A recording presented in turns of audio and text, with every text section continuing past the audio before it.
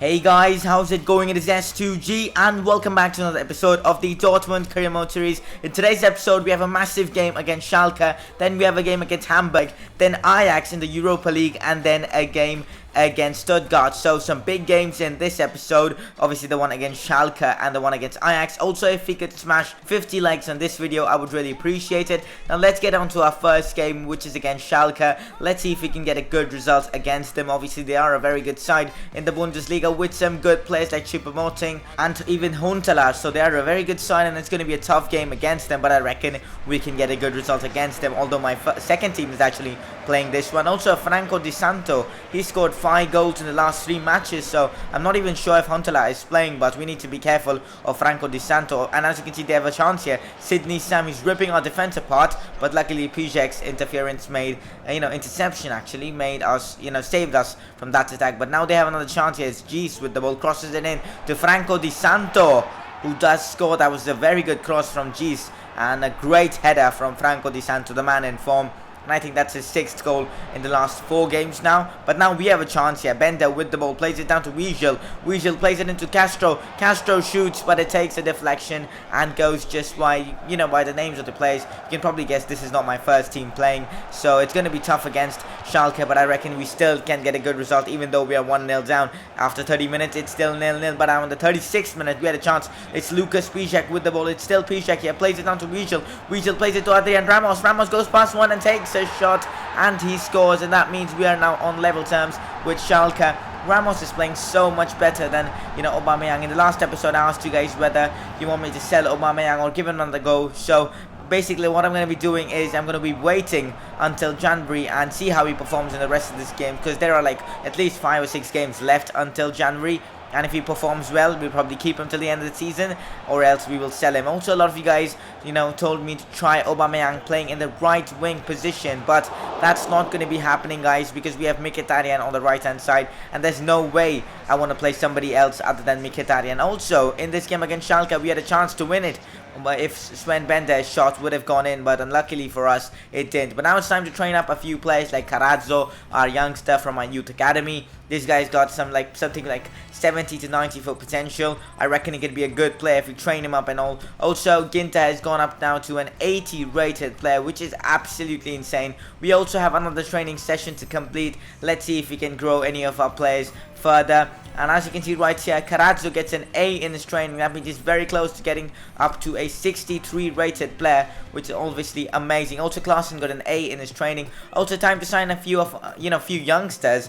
And none of them were that great. I just signed up a few, who have, good potential and have already around the 60 rated mark or something like that. But none of them were like that. But this guy had 73 to 94 potential, 93 potential, something like that. And then the last guy had like 71 to 94 potential, who I decided to wait on for some reason. I think I should have signed him. But anyways, now it's time to play Hamburg in this game, in the Bundesliga away from home. And it's going to be another tough game. It's in the snow. That's probably because why I called it a tough game, because, well, playing in the snow is never easy in FIFA 16 and even in FIFA 15. In fact, literally in all FIFAs. They had the first chance of this game. Luckily, Hummels with the clearance, but then they still had a chance. Luckily, the ball just went off. I literally can't see the ball while, doing my commentaries, because, well, I just couldn't see it. And anyways, now they have scored now, and it's 1-0 to Hamburg. It's so difficult playing in the snow. Let me know, guys, if you enjoy playing in the snow. Honestly, I just don't enjoy playing in the snow. It's probably the worst experience in FIFA 16 and even in FIFA 15 and all.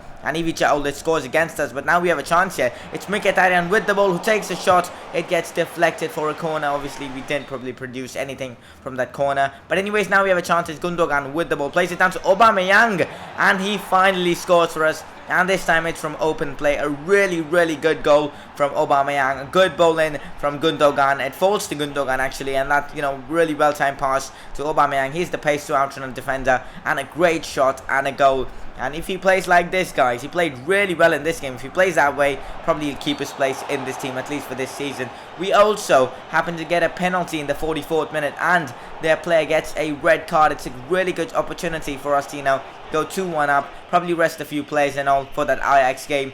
But Royce misses the penalty. I seriously don't know how he missed that one. In FIFA 15, in my PSG career mode series, he didn't miss a single penalty after taking like 10 to 12 penalties, but now he's missed a penalty in just like the first 7 of 8 or 9 episodes, which is kind of disappointing. But Kagawa with the goal. What a strike that was from Shinji Kagawa.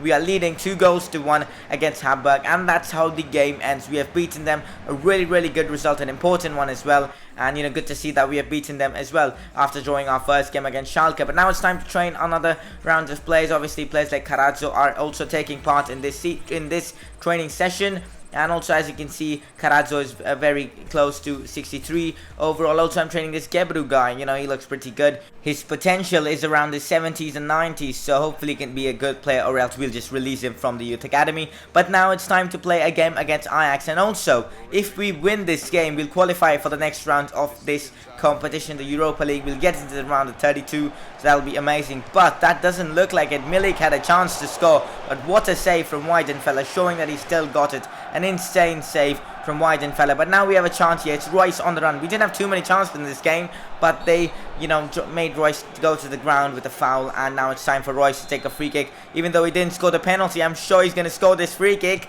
and he does so. This guy's free kicks are absolutely insane. I've literally scored all the free kicks I've taken with him, and probably 3 free kicks already in this series, which is probably literally amazing. I have no words to describe it. He scores insane free kicks for me, and that's his second goal in the Europa League. Probably he should have scored more, but that's because I don't play him too much in the Europa League. But now we have another chance in the 59th minute. It's Davy Klaassen who scores against the former club and shows respect for them as well. He doesn't celebrate, which is pretty good to see. And it's 2-0 against Ajax, and after 60 minutes it's going pretty well. But then in the 66th minute we did this. This was just ridiculous from Weidenfeller, but it's probably my fault. We just threw the ball away. They got a header, and I think it was Weltman. Yes, it was, and he scored. So that's how the game ends. 2-1 to us. A really good result, honestly. And we are qualified for the next round of the Europa League. There you can see with 11 points. So I'm probably going to sim the next game, which is against Charleroi or something like that, if that's its name. So yeah, so in the next episode there'll be 2 games, and we'll also discuss some transfers. Also, if you guys want to leave your transfer suggestions already, just let me know down in the comments below.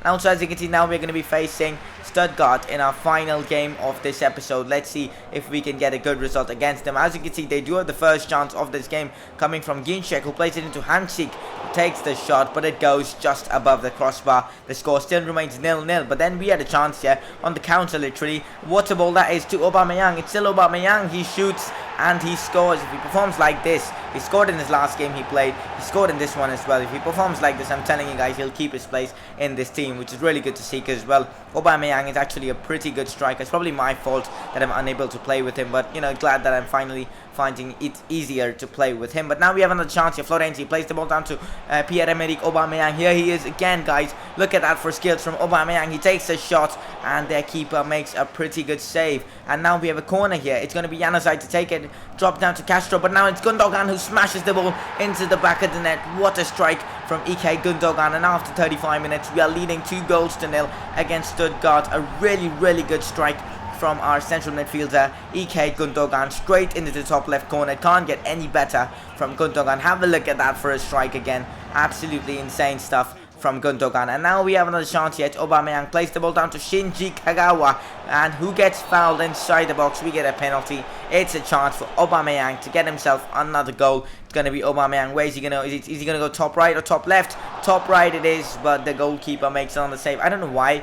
I've just missed 2 penalties in one episode, so let me know if you guys have any suggestions on taking penalties, because well, I'm clearly not good at it. But then we had a chance to score again coming from Aubameyang as well. He couldn't do it, but then we have another chance here. Januzaj plays the ball down to Gundogan, who plays it into Shinji Kagawa, who takes a shot, but what a save from this Tayaton guy. A really good save. But now they had a chance here, and it's the ball, it falls to I think some Hornovich or something like that, but Berkey, that was a really bad save from Burke. He just gave the ball away to that forward, and he does score. Apart from that, that's the end of this game. And we still beat them 2-1, but I would have loved to keep a clean sheet. But anyways, now it's time to train some more players. This Carazzo guy is a player I've been training a lot in the series up till now. Let's see if he can get his overall increase. He's already a 63 rated player. I think it was 62 the last time we trained him, so that's good. But yeah, that's the end of this episode. Also, a player returns from injury. It is Hoffman. Finally, he's back, and we can use him now. Obviously, I've been using Davy Klaassen on the right-hand side. Finally, I can use him. But apart from that, that's the end of this episode. Hope you guys have enjoyed it. If you guys have, don't forget to drop a like, do subscribe for more content, and I will see you guys in my next video.